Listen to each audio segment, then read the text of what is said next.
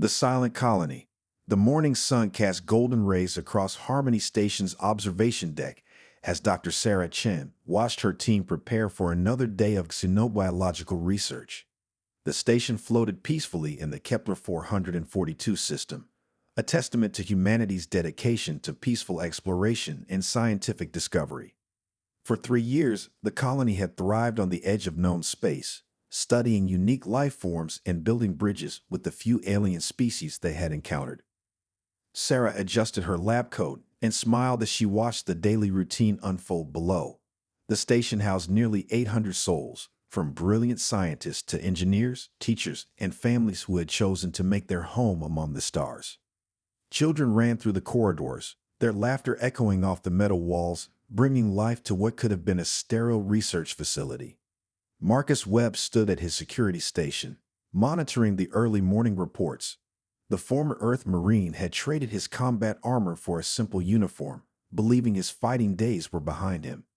His weathered face showed the scars of old battles, but his eyes held the peace of a man who had found purpose in protection rather than destruction. The most dangerous thing he had dealt with in months was settling disputes between research teams over equipment usage. In the engineering section, Luna Martinez played with her toy spaceship while her mother worked on the station's power systems. The 6-year-old had been born on Harmony Station and knew no other home. Her bright eyes sparkled with curiosity as she asked endless questions about the stars, aliens, and the big ships that sometimes visited their home. Luna's favorite spot was the observation lounge, where she would press her small hands against the transparent aluminum windows and watch the cosmic dance of distant stars. Chief Engineer Rosa Martinez often brought her daughter to work, knowing that the station was safer than any planet. The community looked after each other's children, and Luna was particularly loved by everyone. She had a gift for making even the most serious scientists smile with her innocent questions and boundless enthusiasm for learning. The research teams had made remarkable discoveries during their time on Harmony Station. They had cataloged dozens of new species, established first contact with the peaceful Syntheri traders, and even developed new technologies for sustainable space habitation. Their work represented the best of human nature: curiosity, compassion, and the desire to understand rather than conquer. Dr. Chen reviewed the morning reports in her office, surrounded by specimens and data displays showing their latest findings. The station's primary mission was xenobiology, but they also conducted research in physics, engineering, and cultural studies. Every human on the station had volunteered for the mission, leaving behind comfortable lives on Earth to push the boundaries of knowledge. The Harmony Station's design reflected humanity's commitment to peaceful exploration. The structure was built for research and comfort, not defense. Solar collectors and research labs dominated the exterior, while the interior featured common areas, family quarters, and recreational facilities. The only weapons on board were small arms for dealing with dangerous wildlife on planetary surveys. Marcus often wondered if their peaceful approach made them vulnerable, but Earth's Colonial Council had assured him that their remote location and diplomatic stance would keep them safe. The galaxy, they believed, respected scientific endeavors and would leave the research station alone. Most alien species they had encountered seemed more interested in trade and knowledge exchange than conflict. Luna spent her days attending school with 15 other children on the station. Their teacher, Mrs. Patterson, had created a curriculum that blended traditional human education with xenobiology and space sciences. The children learned about Earth's history, but they also studied the cultures of friendly alien species and dreamed of the worlds they might one day explore. The afternoon brought its usual routine of experiments and data analysis. Dr. Chen's team was particularly excited about their current project, studying the unique crystalline formations found on the system's asteroid belt. These crystals seemed to have properties that could revolutionize energy storage technology, potentially making interstellar travel more efficient for all species. As evening approached, families gathered in the station's main dining hall. The large space buzzed with conversation as parents shared their day's work with their children and colleagues discussed their latest discoveries. Luna sat with her mother, excitedly describing a drawing she had made of the Syntheri trader who had visited last month. The station's communication array hummed quietly in the background, maintaining contact with Earth and nearby colonies. Regular reports were sent back to Colonial Command, updating them on research progress and ensuring that Earth knew all was well on the frontier. The array also served as a beacon for friendly vessels, offering assistance and supplies to any travelers in need. That night, as most of the station slept, long-range sensors detected something approaching from deep space. The automated systems logged the contact but didn't trigger any alarms. Space traffic was common in this region, and the approaching signatures appeared to be standard cargo vessels. The night shift security officer noted the readings but saw no cause for concern. Luna dreamed of flying among the stars in her toy spaceship, visiting distant worlds and making friends with alien children. Her dreams were filled with wonder and adventure, the innocent imagination of a child who had known only peace and safety. She had no concept of the darkness that existed in some corners of the galaxy, the species that viewed younger civilizations not as potential friends, but as resources to be harvested. The approaching ships belonged to the Vorthak Empire, an ancient civilization that had built its power through conquest and exploitation. For millennia, they had swept through star systems, taking what they needed and leaving devastation in their wake. To the Vorthak, younger species like humanity were nothing more than animals to be collected, studied, and used. High Overlord Shextar commanded the Vorthak fleet from his massive dreadnought. The reptilian commander had overseen the subjugation of dozens of species, and this human research station represented another routine collection operation. His intelligence reports indicated that humans were a young species with minimal military capability, perfect subjects for their research programs and labor forces. The Vorthak had observed human expansion into space with mild interest. Unlike other species that spread through conquest, humans seemed to focus on exploration and science. Their colonies were lightly defended, their ships appeared to be purely civilian, and their government spoke constantly of peace and cooperation.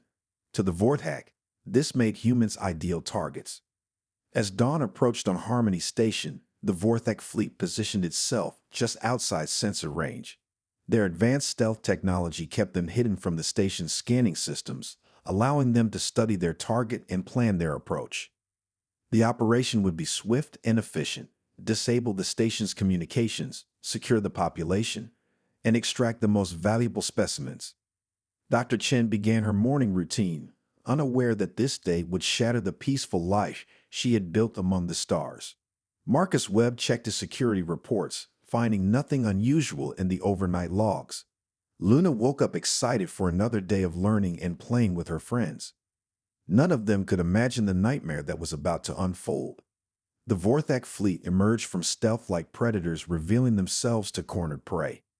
Massive warships surrounded Harmony Station, their dark hulls bristling with weapons designed for intimidation as much as destruction. The lead vessel dwarfed the research station, its size alone demonstrating the hopelessness of resistance. Warning klaxons screamed throughout the station as sensors finally detected the alien fleet. Marcus Webb rushed to his command center, his military instincts flooding back as he assessed the situation. Hundreds of enemy ships surrounded them, and their peaceful research station had no way to fight back or escape. Dr. Chen's hands trembled as she activated the emergency protocols, her scientific mind struggling to process the reality of their situation. This was supposed to be impossible. Peaceful research stations were respected throughout the galaxy. The approaching aliens had to be making some kind of mistake.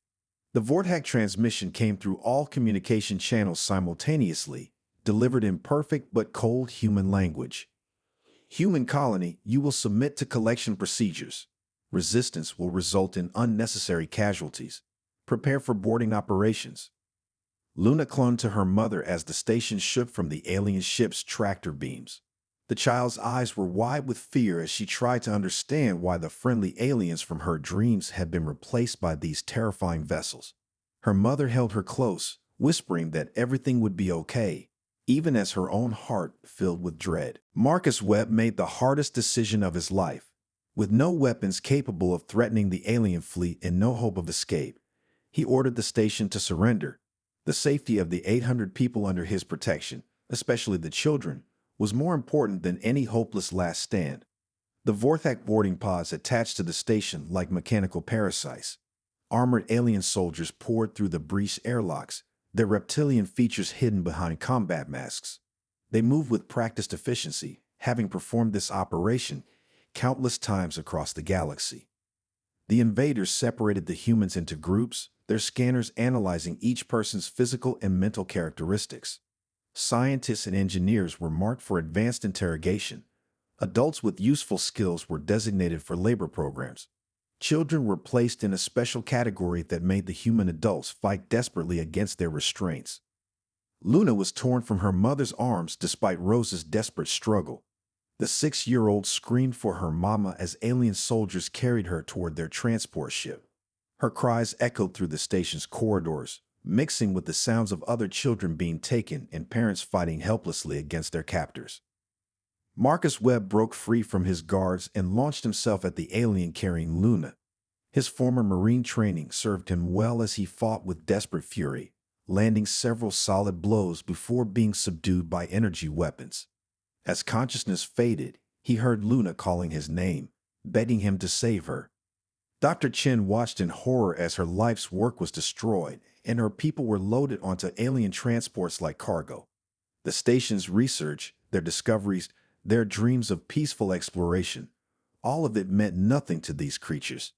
They took what they wanted and left only emptiness behind. The Vortak commander reviewed the collection results with satisfaction. 800 humans had been secured, including several dozen children perfect for their long-term programs. The adults would be processed through various facilities, while the young ones would be raised in controlled environments to serve the Empire's needs. As the alien fleet prepared to depart, something unexpected happened. Deep within Harmony Station's communication array, an emergency protocol activated automatically. Hidden subroutines, installed by Earth's Colonial Council as a precaution, detected the catastrophic situation and initiated a quantum burst transmission to Earth. The message contained everything: sensor logs of the alien fleet, visual records of the attack, audio captures of Luna's screams, and the desperate cries of other children. The quantum signal raced across space faster than any ship could travel, carrying with it the truth of what had happened to Harmony Station.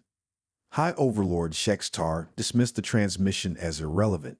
In his experience, younger species rarely had the capability or will to respond to such attacks. The humans would likely send diplomatic protest and investigative teams, but nothing that would threaten the Vortak Empire. He had made this calculation dozens of times with other species, and it had always proven correct. The Vortak fleet vanished into hyperspace, leaving behind only debris and the echoing silence of a dream destroyed. Harmony Station drifted empty among the stars, its lights still functioning, but its soul torn away. The peaceful research colony that had represented humanity's best intentions had become a monument to the galaxy's darker realities. But the quantum signal continued its journey toward Earth, carrying with it the screams of human children and the promise that this attack would not go unanswered. The Vortak had made a critical error in their assessment of humanity. They had confused peaceful intentions with weakness, and they were about to learn the terrible difference between the two. The Awakening. Admiral Elena Vasquez stood in the command center of Earth Defense Headquarters, her weathered hands gripping the railing as she watched the quantum transmission from Harmony Station for the 5th time. The images never became easier to witness. Children screaming as they were torn from their parents, scientists pleading for mercy, Marcus Webb fighting desperately to save little Luna Martinez before being cut down by alien energy weapons. The transmission had reached Earth 72 hours ago, and in that time, the planet had transformed. Gone was the peaceful facade that humanity had presented to the galaxy for the past century. Emergency protocols activated systems that most humans didn't even know existed, revealing the true extent of Earth's military capabilities. Captain Ryan Morrison, calls on Ghost, emerged from the briefing room where he had been studying intelligence reports on the Vortak Empire.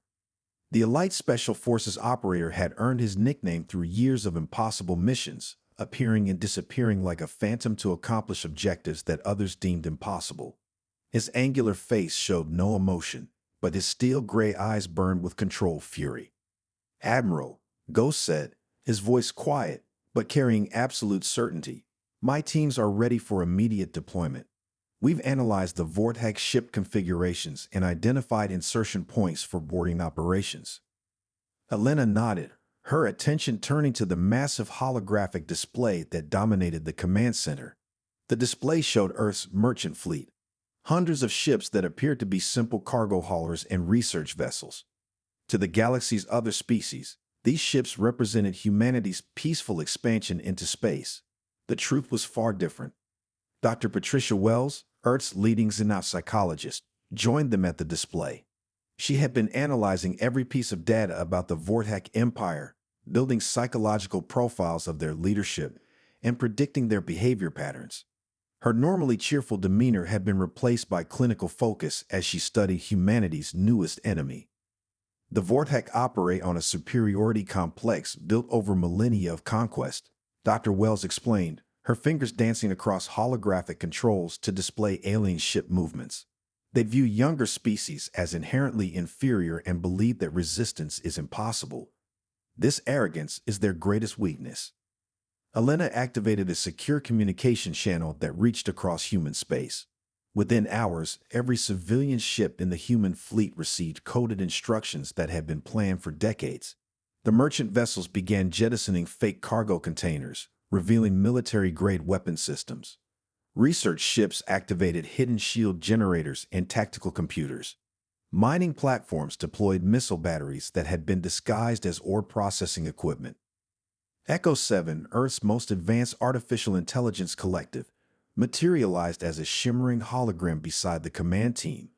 The AI had been analyzing Vortex technology and tactics, processing information at speeds impossible for biological minds.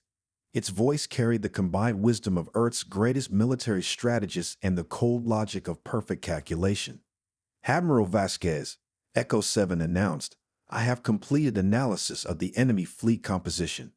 The Vortex rely heavily on intimidation and overwhelming force, but their tactical doctrine has remained unchanged for centuries.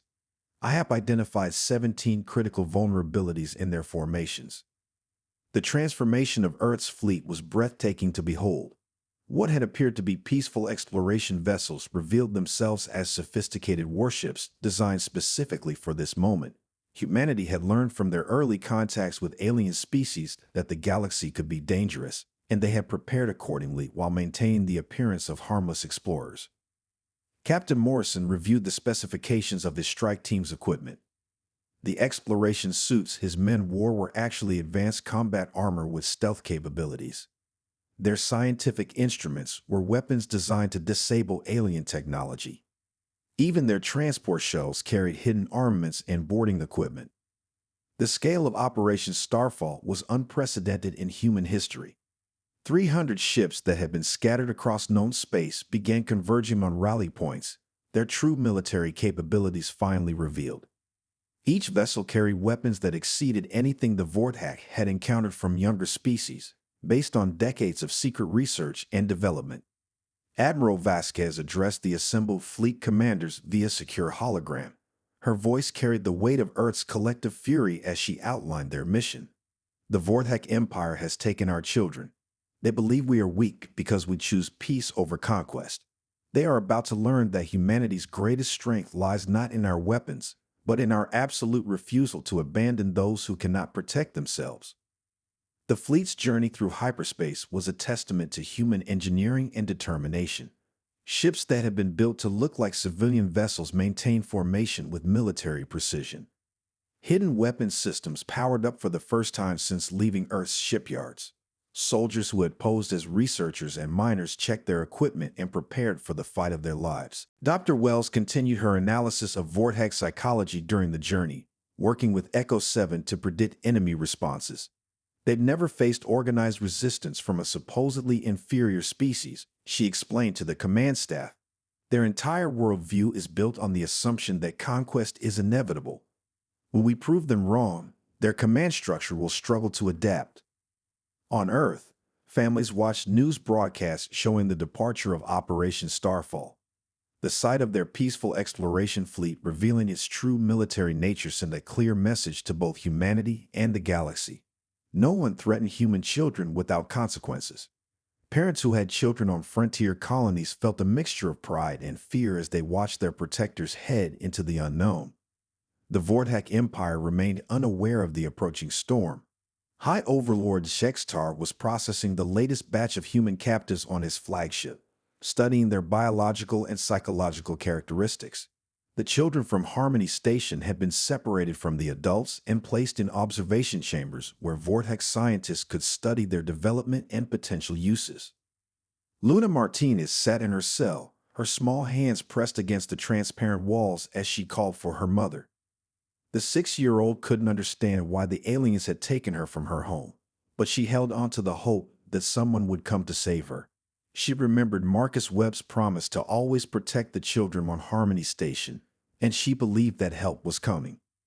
Captain Morrison's strike teams used the journey time to study the layout of Vorthak vessels, identifying the most likely locations where human prisoners would be held. The intelligence gathered from the Harmony Station attack provided crucial details about enemy ship configurations and security protocols. Echo 7 coordinated with similar AI systems throughout the human fleet, creating a vast network of artificial intelligence focused on a single goal: the complete dismantling of the Vortak Empire's military capability. The AA's calculated attack vectors, predicted enemy movements, and prepared countermeasures for every possible Vortak response. As the human fleet approached Vortak space, long-range sensors detected the massive alien armadas that protected their core systems. The Empire's military might was indeed impressive.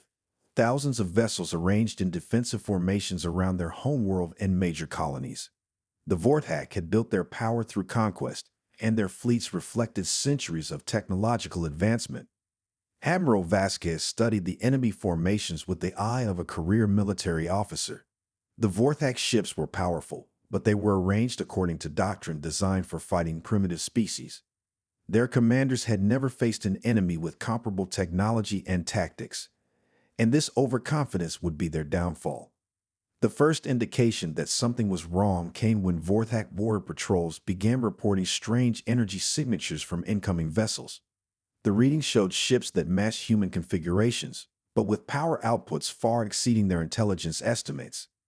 Border commanders requested clarification from their superiors, uncertain how to respond to this unexpected development.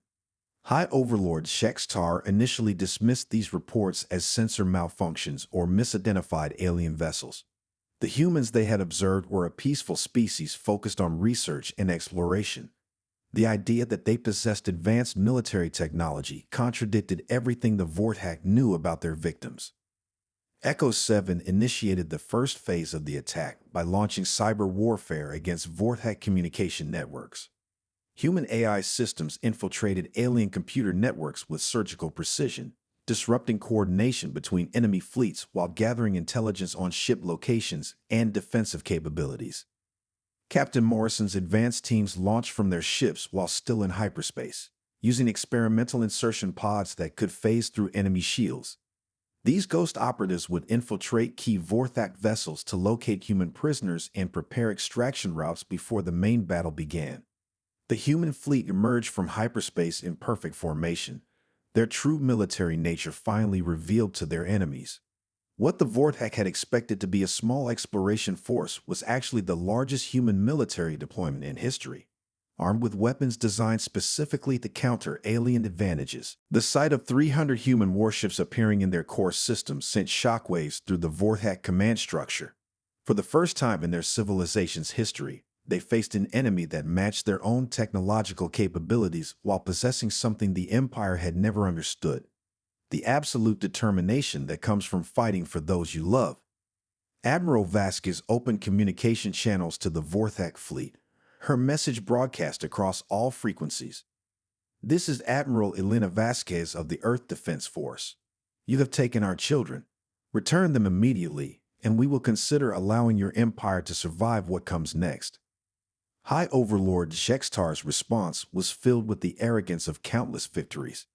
"Humans, you are outmatched and outgunned.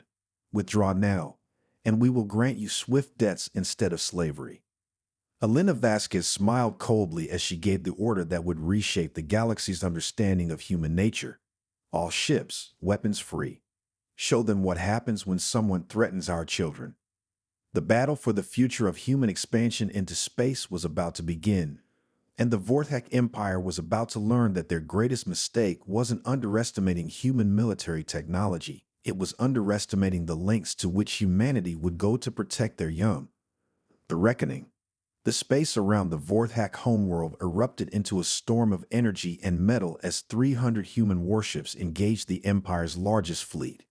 What had begun as a routine collection operation for the aliens had transformed into the most decisive battle in galactic history. The Vorthak's initial confidence crumbled as they realized they faced an enemy unlike any they had encountered in their millennia of conquest. Admiral Elena Vasquez watched from the bridge of her flagship as human weapons tore through Vorthak shields with devastating efficiency. The aliens' defensive formations, perfected through centuries of fighting primitive species, proved inadequate against human tactical doctrine. Echo 7 coordinated the fleet's movements with inhuman precision, exploiting every weakness in the enemy's positioning. Captain Ryan Morrison and his ghost operatives materialized aboard the Vorthak flagship like specters of vengeance.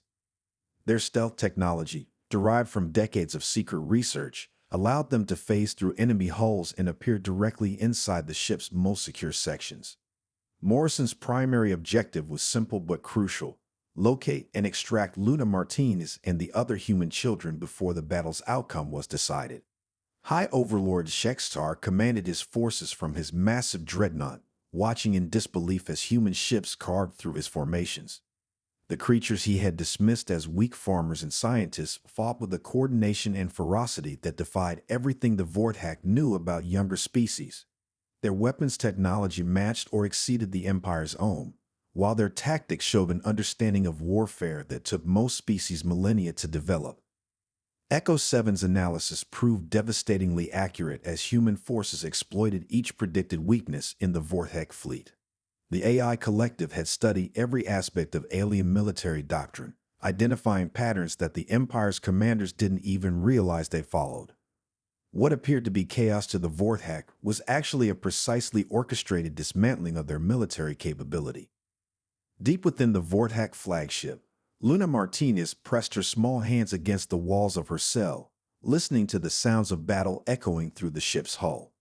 The 6-year-old didn't understand the technical aspects of what was happening, but she could sense that something had changed. The alien guards who had seemed so confident before now moved with nervous urgency, speaking in harsh voices that carried undertones of fear. Morrison's team moved through the ship's corridors like shadows, their advanced sensors mapping the vessel's internal structure while avoiding detection. The captain's enhanced combat suit displayed thermal readings showing the locations of human prisoners, guiding him toward the detention sections where the Harmony Station survivors were being held. The battle outside reached new levels of intensity as both fleets committed their reserve forces. Vorthak commanders, desperate to regain the initiative, ordered increasingly desperate attacks that only served to reveal more weaknesses for the human forces to exploit. The Empire's doctrine of overwhelming force met an enemy that had prepared specifically for this type of engagement. Dr. Patricia Wells monitored the psychological aspects of the battle from her position aboard Admiral Vasquez's flagship. The xenopsychologist watched with professional satisfaction as her predictions about Vorthak behavior proved accurate. The Empire's command structure was indeed struggling to adapt to organized resistance, their decision-making processes hampered by the cognitive dissonance of facing an inferior species as equals. In the detention section of the Vorthak flagship, Luna heard the distinctive sound of energy weapons firing at close range. The battle had found its way inside the ship, and the young girl somehow knew that help was finally coming.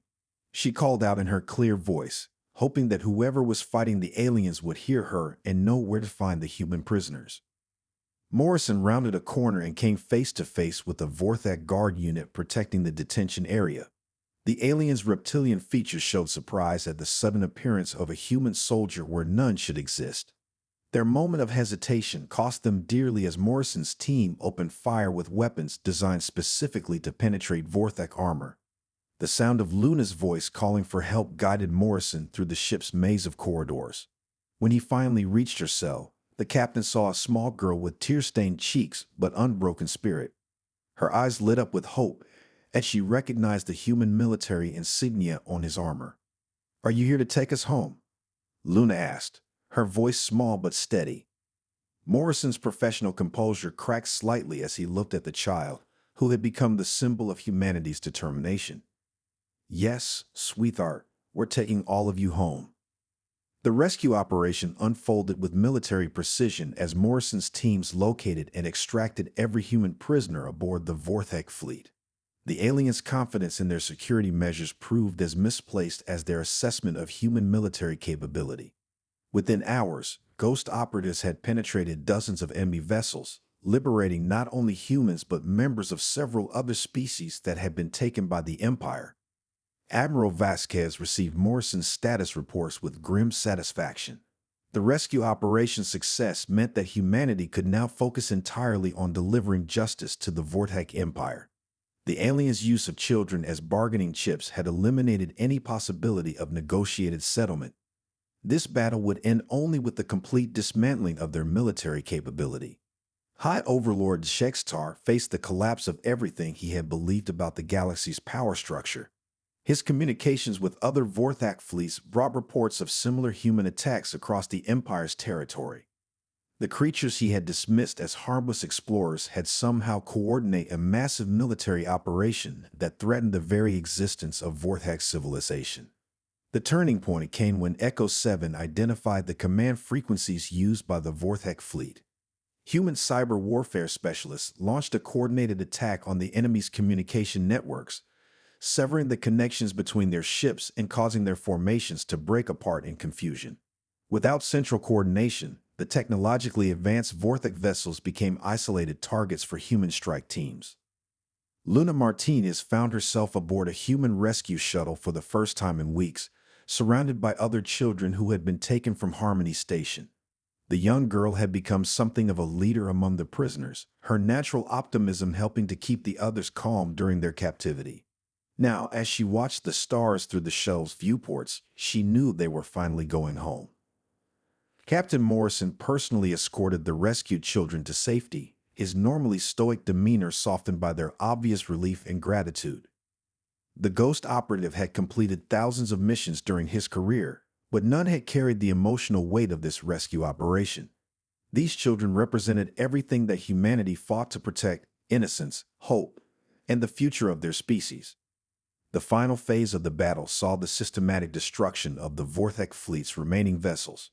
Human forces showed no mercy to an enemy that had threatened their children, but they also demonstrated remarkable precision in their targeting.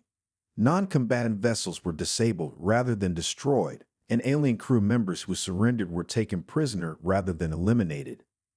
Echo 7's analysis revealed the full scope of the Vorthek Empire's crimes against other species.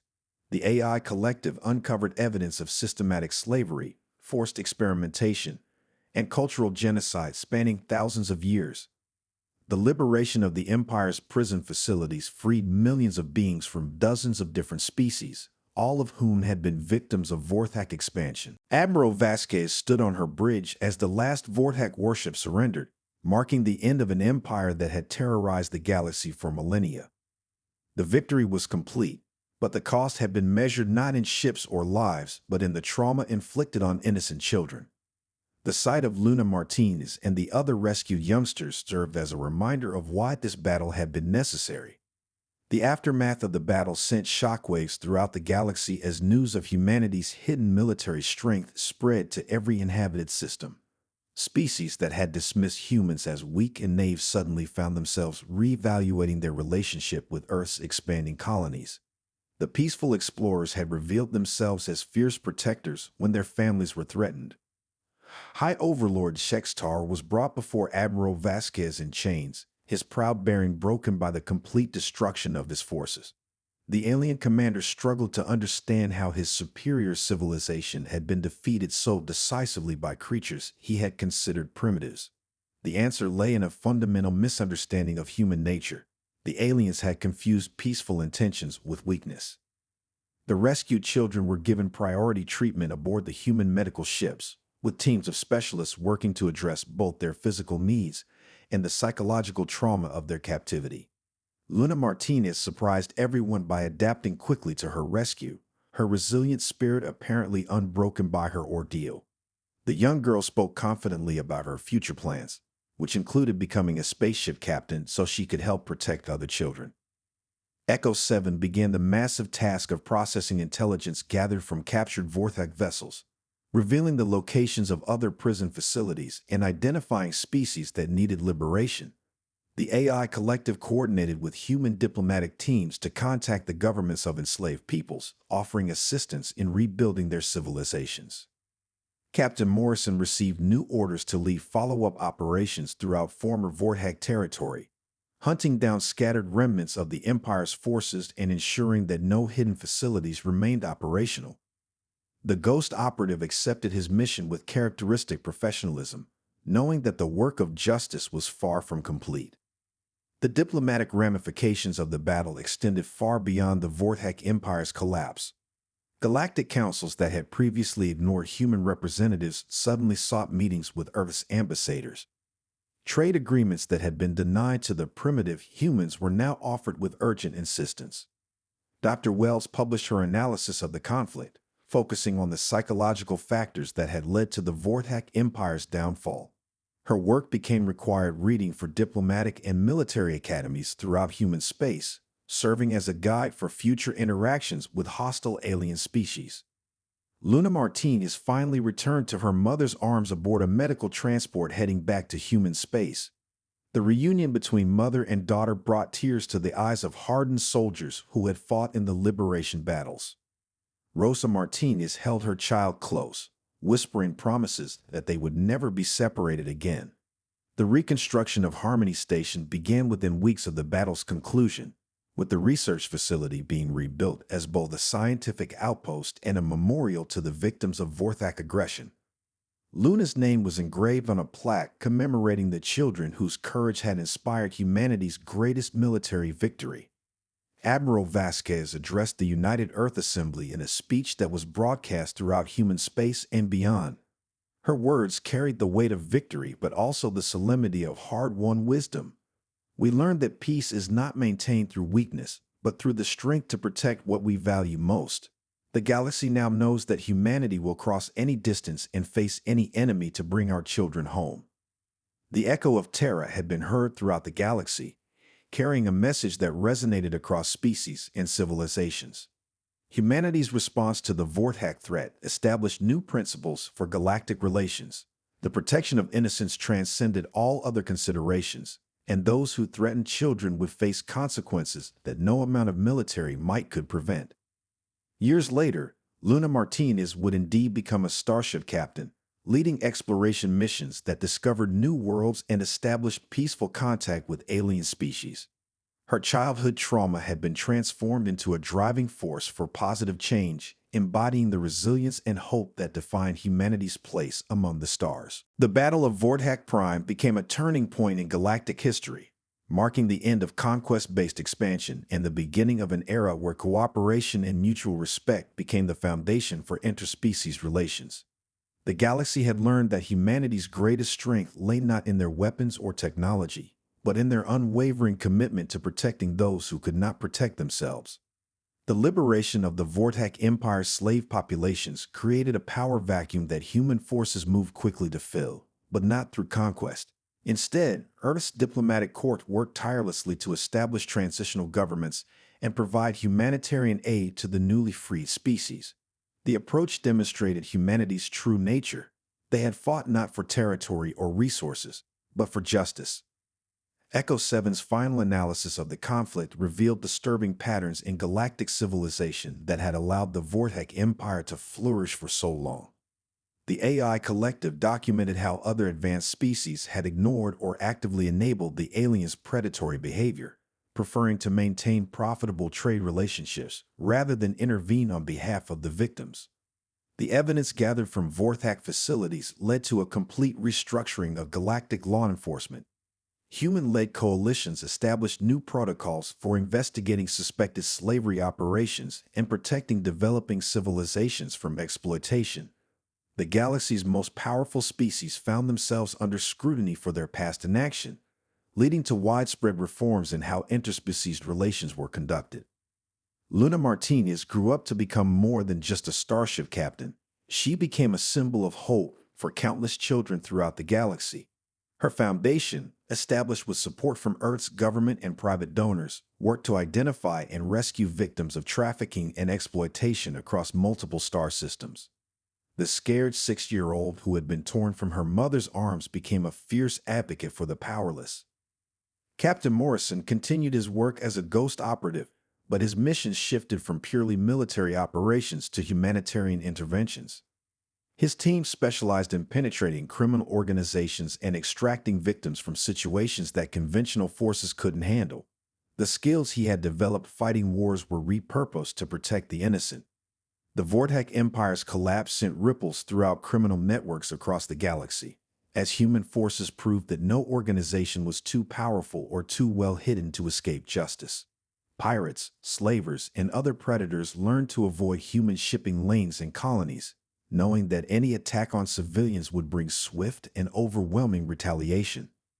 Dr. Wells expanded her research into galactic psychology, focusing on how civilizations could maintain their moral compass while expanding into space. Her work influenced human colonial policy for generations, ensuring that Earth's expansion would never repeat the mistakes of species like the Vortex. Admiral Vasquez retired from active military service but remained as an advisor to Earth's Defense Council, helping to establish the protocols that would guide humanity's military responses to future threats. Her doctrine emphasized the importance of overwhelming force when defending innocents, while maintaining strict rules of engagement to prevent humans from becoming the next galactic predators. The reconstruction of Harmony Station was completed with advanced defensive systems that could protect the research facility from any future attacks. The station became a model for human colonies throughout the galaxy, demonstrating how scientific advancement and military preparedness could coexist. Luna Martinez attended the dedication ceremony, cutting the ribbon on the new children's center that bore her name. Years passed, and the galaxy settled into a new equilibrium where human influence promoted stability and justice rather than conquest and exploitation. The species that had once dismissed humanity as knave farmers found themselves adapting to a new reality where moral considerations carried more weight than pure military or economic power. The echo of Terra continued to resonate throughout the stars, carrying a message that transcended species boundaries. Those who preyed upon the innocent would face the consequences of their actions, no matter how powerful they believed themselves to be. Humanity had established itself not as conquerors, but as guardians, and the galaxy was safer for it. Luna Martinez stood on the bridge of her own starship decades later, watching her crew conduct first contact procedures with a newly discovered species. The protocols they followed had been written in the aftermath of the Vortex War, emphasizing respect, patience, and the protection of developing civilizations. As she watched her communications officer carefully explain humanity's peaceful intentions to the alien representatives, Luna reflected on how far they had all come. The scared child who had been dragged from her home had become a leader who ensured that no other child would suffer the same fate. The peaceful researchers of Harmony Station had inspired a military doctrine that protected the innocent while maintaining humanity's commitment to exploration and discovery. The echo of Terra had become a promise. Humanity would always come for their children, no matter how far they had to travel or how dangerous the enemy they faced. The galaxy had learned to listen for that echo, knowing that when it sounded, justice would follow. And in the quiet corridors of human ships exploring the farthest reaches of space, children like Luna Martinez once was played and dreamed and grew up safe, protected by the knowledge that their people would never abandon them to the darkness between the stars.